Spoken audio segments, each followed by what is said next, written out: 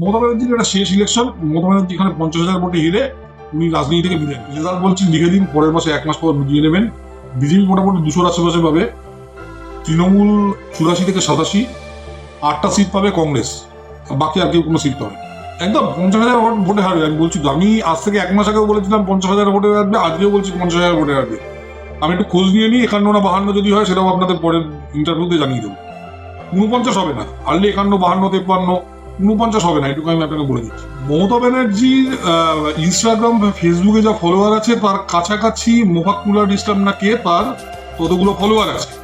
ঘটনা হচ্ছে এই মোফাক্কুলারকে আমরা কেউ চিনি না, কিন্তু পশ্চিমবঙ্গের যে 30% যে মুসলমান আছে তাদের কাছে মোফাক্কুলার একজন ভগবান। পশ্চিমবঙ্গের বাংলাভাষী মুসলমানরা একটুও পরিবর্তন হয়নি। তাদের নেতা কিন্তু মমতা ব্যানার্জি নয়, তাদের নেতা কিন্তু সুজন চক্রবর্তী নয়। এরা যত ইচ্ছা মুসলিম দূষণ করুক, তাদের নেতা কিন্তু অধীর চৌধুরী নয়। এরা যত ইচ্ছা মুসলিম দূষণ করুক, এদের নেতা হলো এই মোফাক্কুলার রহমান।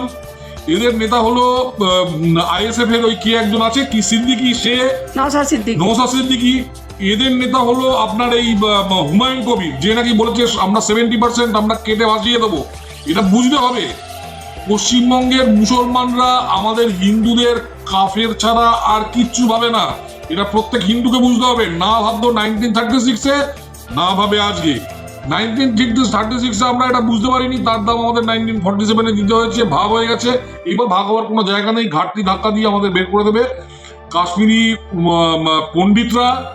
আবার বলছি, কাশ্মীরি পণ্ডিতরা যে তাবুগুলো ফেলে চলে এসছেন দিল্লির পাশে, ওই তাবুতে গিয়ে আমাদের আস্তানা নিতে হবে। আমরা যদি এখনো না বুঝি যে আমাদের কোন সংকটের মধ্যে আমরা যে এসআইআর 11টা রাজ্যে হয়েছে, আপনি বলুন যে কেন ঝাড়খণ্ডে লাইনে দাঁড়ায়নি? আমি বিজেপি ছেড়েই দিলাম, কেন তামিলনাড়ুতে দাঁড়ায়নি, কেন কেরালায় দাঁড়ায়নি, কেন শুধুমাত্র পশ্চিমবঙ্গে লাইনে দাঁড়ালো? কারণ পশ্চিমবঙ্গের যে WBCS অ্যাসোসিয়েশন, অনুপ্রাণিত এবং গৃহপালিত, যারা নাকি শূন্য পেয়ে চাকরি পেয়েছে লাস্ট 10 বছর, যাদের মধ্যে একজন খুনি আছে, আপনি জানেন এই খুনিটাকে ধরা যাচ্ছে না, ওই WBCS অফিসার, ওখানকার ইআরও, ওখানকার এইআরও এবং বিএলও, তাদের ষড়যন্ত্রের জন্য পশ্চিমবঙ্গে মানুষ আজকে ভোগ করছে।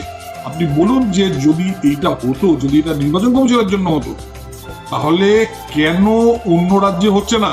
ডিএমকে সিপিএম আছে কেরালায়, সেখানে হচ্ছে না, পশ্চিমবঙ্গে কেন হচ্ছে? তার কারণ মমতা ব্যানার্জি এবং তার অনুপ্রেরণা। যে পশ্চিমবঙ্গের উন্নয়ন হয়েছে, পশ্চিমবঙ্গের উন্নয়ন না, পশ্চিমবঙ্গে যারা স্কুলে যায় তাদের জিজ্ঞেস করুন, পশ্চিমবঙ্গে যারা হাসপাতালে যায় তাদের জিজ্ঞেস করুন, পশ্চিমবঙ্গে যে লোকটা সবচেয়ে বেশি বিদ্যুতের দাম পে করে সারা ভারতবর্ষে তাকে জিজ্ঞেস করুন, পশ্চিমবঙ্গে যে বাস বা গাড়িতে যারা নাকি পেট্রোল ডিজেল সবচেয়ে হাইয়েস্ট টাকা দিয়ে কেনে তাদের জিজ্ঞেস করুন, গ্যাসের দাম পশ্চিমবঙ্গে সবচেয়ে বেশি কেন এখানকার মা বোনেদের জিজ্ঞেস করুন, তাহলে কি উন্নয়ন হয়েছে আপনি বুঝতে পারবেন। রাস্তায় খাড্ডায় ভর্তি, হ্যাঁ, জল জীবন মিশনে সবচেয়ে মানে কম প্রোগ্রেস হয়েছে পশ্চিমবঙ্গে। আমি আপনাকে বলছি, রেজাল্ট বলছি লিখে দিন, পরের মাসে 1 মাস পর মিটিয়ে নেবেন। বিজেপি মোটামুটি 200-র আশেপাশে পাবে, তৃণমূল 84 থেকে 87, 8টা সিট পাবে কংগ্রেস, বাকি আর কেউ কোনো সিট পাবে। এগিয়ে বাংলা না, এগিয়ে তৃণমূল, এগিয়ে তৃণমূলের ক্যাডাররা, এগিয়ে তৃণমূলের যত হারমাদরা, এগিয়ে তৃণমূলের উন্মাদরা, তারা সব কোটি কোটি টাকা বানিয়েছে। এই ব্রাত্য বসুর সঙ্গে দেখবেন একটা হারমাদ, দমদমের এক হারমাদ, ওখানকার এক্স কাউন্সিলর ঘুরে বেড়ায়, তাকে নাকি দল থেকে বহিষ্কার করা হয়েছে কিছুদিন আগে, তারপরে সে ব্রাত্য বসুর সঙ্গে ঘুরে বেড়ায়। শুনলাম সে চেন্নাইতে একটা কয়েক হাজার কোটির একটা রিয়েল এস্টেট, সেখানে সে ইনভেস্ট করেছে। ব্রাত্য বসু ডান হাত, ব্রাত্য বসু যে বলে আমি খুব সৎ লোক, তার ডান হাত। দেখবেন কয়েকদিন আগে ছবি বেরিয়েছে, ব্রাত্য বসু আর সে দুজন বসে পান্তা ভাত খাচ্ছে। সে পান্তা ভাত খেকো হারমাদ, পান্তা ভাত খেকো উন্মাদ। ওই উন্মাদ ব্রাত্য বসুর পাশে যে বলেছিল, সে কয়েক হাজার কোটি টাকা ইনভেস্ট করছে ইয়েতে। এগিয়ে বাংলা বলবে না, যারা নিজেরা এগিয়ে গেছে তারা তো এগিয়ে বলবে, কিন্তু আপনারা বাদে সবাই তো পিছিয়ে গেছে। আপনারা এগিয়েছেন, রাজ্যটা পিছিয়ে গেছে। এগিয়ে তো বলবে এত আনন্দ হচ্ছে, এত টাকার মালিক, আগে বিক্রি করে খেত। এই যে আপনার সুজিত বোস, আগে রোলের দোকানে রোল ভাজতো, আগে এগরোল ভাজতো, সে আজকে কয়েকশো কোটি টাকার মালিক, তো সে তো এগিয়েছে। এগিয়ে বাংলা না, এগিয়ে তৃণমূলের হারমাদরা। যখন নাকি ভোটটা হয়েছে, তখন স্টেট ইলেকশন বোর্ডটা কে চালাতো? মুখ্যমন্ত্রী চালাতেন। মুখ্যমন্ত্রীর বিদ্যুৎ মন্ত্রী ছিল, সেক্রেটারি মুখ্যমন্ত্রী ছিল, তাহলে লোডশেডিংটা শুভেন্দুবাবু কি করে করলো? মানে আমি বলছি, একজন পলিটিশিয়ান যদি এত মিথ্যা কথা বলে, ওনার দলের যে কর্মীরা আছে তারা বিশ্বাস করে না। এবার জানেন তো, আমি ধরিয়ে দিচ্ছি না, উনি বেশ কিছু সত্যি কথা বলছেন, না আমরা বিশ্বাস করছি, না ওনার ক্যাডাররা বিশ্বাস করছে। এটা হলো ট্র্যাজেডি। হয় কেরিয়ার যেহেতু শেষ হয়ে যায়, সেহেতু আজকে যারা পুলিশ বা ইত্যাদি যারা আছে তারা নির্বাচন কমিশনের উপর সম্পূর্ণভাবে ভরসা করতে পারছে না। আমি আবার বলছি, আজকে যে অফিসাররা আছে তারা নির্বাচন কমিশনের উপর সম্পূর্ণ ভরসা করতে পারছে না। দেবাশিস ধরের পাশে যেহেতু গতবার নির্বাচন কমিশন দাঁড়ায়নি, ঠিক সেই কারণে আমি আপনাকে বলছি, কিন্তু এবার সেই জিনিস হবে না। কারণ নিশ্চিতভাবে তৃণমূল এবার হারছে, তৃণমূলকে মানুষ ভীষণভাবে প্রত্যাখ্যান করবে।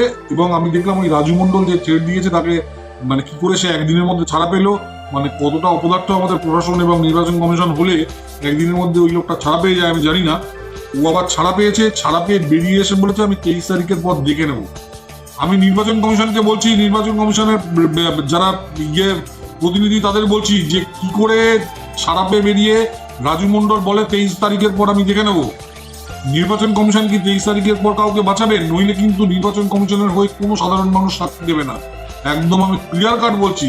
কারণ দেবাশিস ধর, যিনি আজকে আমাদের উত্তর সোনারপুরের যিনি ক্যান্ডিডেট, তার জীবন যেভাবে নষ্ট করা হয়েছে, এবং আমি উত্তর সোনারপুরের সবাইকে বলছি, যদি দেবাশিস ধর এইবার উত্তর সোনারপুরে জিতে না আসতে পারেন, তাহলে প্রমাণিত হবে যে পশ্চিমবঙ্গের মানুষ, পশ্চিমবঙ্গের পুলিশ এবং প্রশাসন আগামী দিনে কোনোভাবেই মুসলমানদের বিরুদ্ধে তারা যতই অন্যায় করুক কোনো অ্যাকশন নেবে। আমরা গত 50 বছর ধরে বাংলাদেশি মুসলমান দিয়ে পশ্চিমবঙ্গটাকে ভরিয়ে দিয়েছি, আর এখানে আমাদের ছেলেমেয়ে চাকরি পায়নি, তারা সব চাকরি রাখবে, কেউ ব্যাঙ্গালোর, কেউ হায়দ্রাবাদ, কেউ বম্বে, কেউ দিল্লি, কেউ আমেরিকায় চলে গেছে।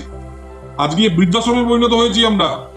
এই অবস্থায় এখনো যদি আমরা না বুঝি, আমি আবার বলছি, ঘাটি ধাক্কা দিয়ে এখান থেকে আমাদের বের করে দেবে।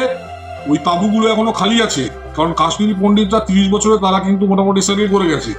ওই যে খালি তাঁবুগুলো আছে ওখানে আমাদের বাঙালি হিন্দুদের গিয়ে উঠতে হবে, এটা বুঝতে হবে। কিন্তু আর মাত্র 30 দিন সময় আছে, এর মধ্যে বুঝে নিতে হবে। যত সেকুলার সোশ্যালিস্ট যারা আছে তারা এই জিনিসটা বুঝে নিক, নইলে সর্বনাশ কপালে মানে অপেক্ষা করছে। মুসলমানরা যা ভোট দেওয়ার মমতা ব্যানার্জিকেই দেবে। এটা হিন্দুদের মিসলিড করার জন্য বলছে এরা। মুসলমানরা কোনো ভোট পাবে না। আমি কংগ্রেস ভোট পাবে, মালদা থেকে কয়েকটা, মুর্শিদাবাদ থেকে 2-1টা পাবে, কংগ্রেস 7 থেকে 8টা সিট পাবে। এরা পাবে, তৃণমূল পাবে 80 থেকে 86টা, বাকি সিপিএম 0। ওরা মহাশূন্যেই থাকবে। হ্যাঁ হ্যাঁ, একদম একদম। ওরা যারা নাকি অভয়ার মাকে গালাগাল দেয় তাদের মানুষ ভোট দেবে আপনি ভাবছেন?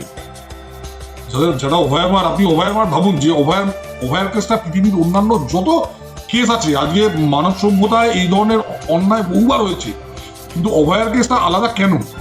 কারণ এক্ষেত্রে রাজ্য সরকার খুনিদের বাঁচানোর জন্য বড় বড় লয়ার নিয়োগ করেছে। রাজ্য সরকার লোক পাঠিয়ে ভেঙে চুরে সেই প্রমাণ তছনছ করে দিয়েছে। রাজ্য সরকারের আইপিএস অফিসাররা গিয়ে পুড়িয়ে দিয়েছে সেই ডেড বডি। যেসব আইপিএস অফিসাররা পুড়িয়েছে তারা পরবর্তীকালে রাজ্য সরকার তাদের রাজ্যসভায় পাঠিয়েছে। যেসব উকিলরা এই কেসটাকে বাধা দিয়েছে সুপ্রিম কোর্টে গিয়ে, তারা রাজ্যসভার মেম্বার হয়েছে।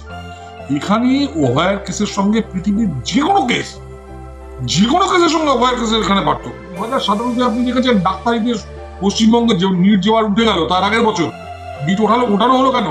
কারণ তার আগের বছর দেখা যাচ্ছে ডাক্তারিতে যারা চান্স পেয়েছে সবাই মুসলমান। এটা কি করে হচ্ছে? কারণ এই টাকাগুলো ওখান থেকে আসছে, এবং তারা এখানে মোটামুটি আমাদের এখানকার অফিসার সবাইকে পয়সা খাইয়ে সব মুসলমানদের ডাক্তারিতে চান্স পেয়ে গেছে। ফলে এই মহাকুলার উপর প্রথম নয়, বহুদিন ধরে এই খেলাটা চলছে। যখন নাকি ভোটটা হয়েছে তখন স্টেট ইলেকশন বোর্ডটা কে চালাতো? মুখ্যমন্ত্রী চালাতেন। মুখ্যমন্ত্রীর বিদ্যুৎ মন্ত্রী ছিল, সেক্রেটারি মুখ্যমন্ত্রী ছিল। তাহলে লোডশেডিংটা শুভেন্দুবাবু কি করে করলো?